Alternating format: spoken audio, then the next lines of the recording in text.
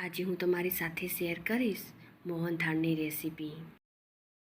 આ મોહનથાળ લોટની ધાબુ દેવાની કે ચાસણી બનાવવાની ઝંઝટ વગર બનાવીશું। મારી રેસીપી તમને ગમતી હોય અને હજુ સુધી સબસ્ક્રાઈબ ન કરી હોય તો લાઈક, શેર અને સબસ્ક્રાઈબ કરજો। ઓછા સમયમાં બની જતો અને એકદમ સરસ એવો દાણેદાર ગોળવાળો મોહનથાળ બનાવીશું। ગોળવાળો મોહનથાળ બનાવવા માટે પહેલાં આપણે એક જાડા તળિયાવાળી કઢાઈ લઈશું। તેમાં 1 કપ જેટલું ઘી ઉમેરીશું। જે કપના માપથી આપણે ઘી લીધું છે તે જ કપના માપથી કે વાટકીના માપથી આપણે 2 કપ જેટલો ચણાનો લોટ લઈશું। અહીં આપણે ચણાનો ઝીણો લોટ જ લીધો છે, અહીં આપણે કરકરા લોટનો ઉપયોગ નથી કર્યો, તો પણ આ મોહનથાળ એકદમ સરસ એવો દાણેદાર રેડી થશે। હવે ઘી સાથે ચણાના લોટને મિક્સ કરી લઈશું અને સરસ એવો તેને શેકી લઈશું।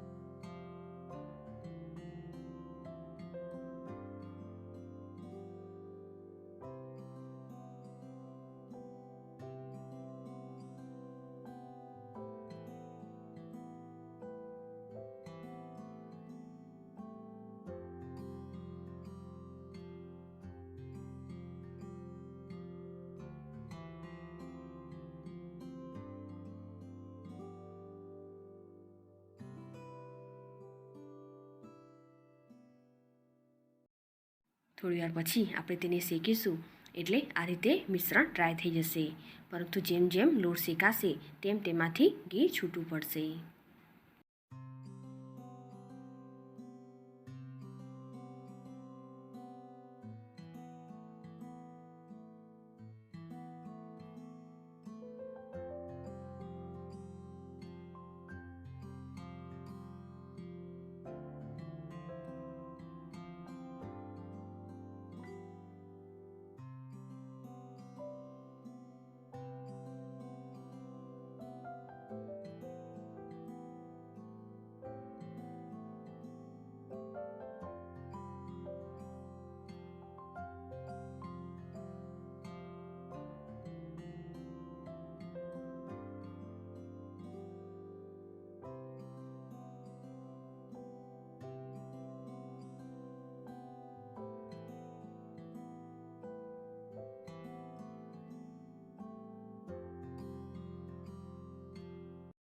હવે આ ચણાના લોટને જોઈએ તો સરસ એવો લોટ શેકાઈ ગયો છે અને અંદર બબલ્સ પણ બને છે। હવે આ લોટમાં આપણે 1 કપ જેટલી ઘરની મલાઈ ઉમેરીશું। ઘરની મલાઈ ઉમેરવાથી મોહનથાળ સરસ એવો દાણેદાર બનશે અને આપણે અહીં ચણાનો ઝીણા લોટનો ઉપયોગ કર્યો છે, છતાં પણ આ મલાઈ ઉમેરવાથી સરસ એવો દાણેદાર મોહનથાળ રેડી થશે। હવે તેને આપણે ચણાના લોટ સાથે સરસ રીતે મિક્સ કરી દઈશું અને થોડીવાર માટે તેને આપણે થવા દઈશું।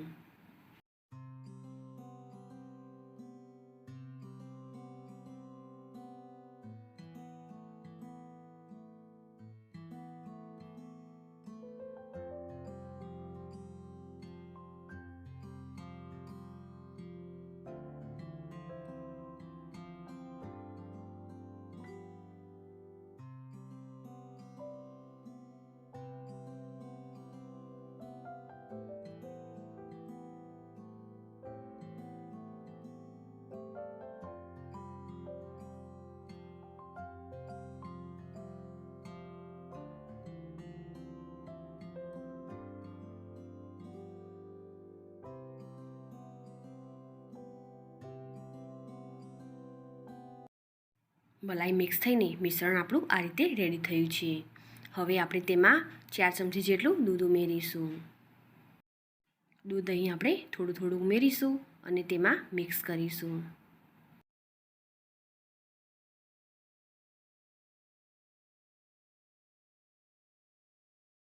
હજુ પણ આપણે તેને થોડી વાર માટે થવા દઈશું.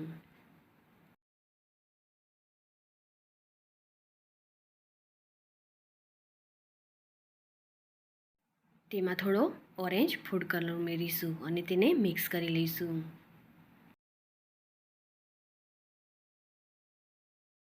હવે આપણે ગેસની ફ્લેમ બંધ કરી દઈશું અને 1 મિનિટ માટે તેને આ રીતે સતત હલાવતા રહીશું.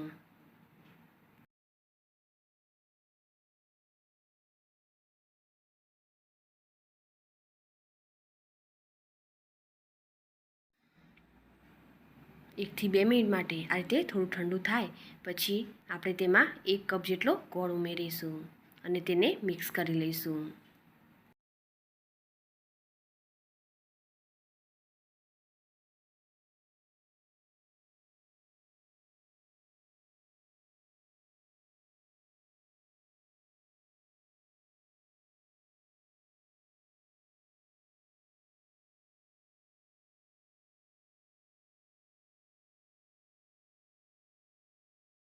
જેમ જેમ ગોળ સાથે આપણે મિશ્રણને મિક્સ કરીશું તેમ આ રીતે મિશ્રણ ડ્રાય થઈ જશે.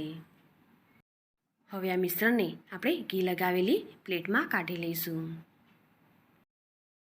હવે તેને આપણે સેટ કરી લઈશું.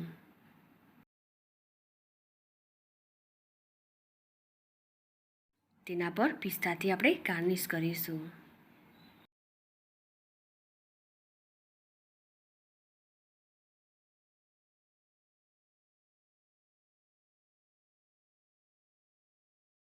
મોહનથાળને સેટ થવા દઈશું.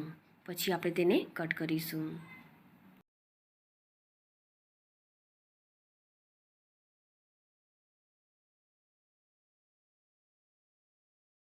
કટ કરી લીધા પછી સરસ એવો આપણો મોહનથાળ રેડી છે. આ મોહનથાળને જોઈએ તો સરસ એવો પોચો અને દાણેદાર બન્યો છે.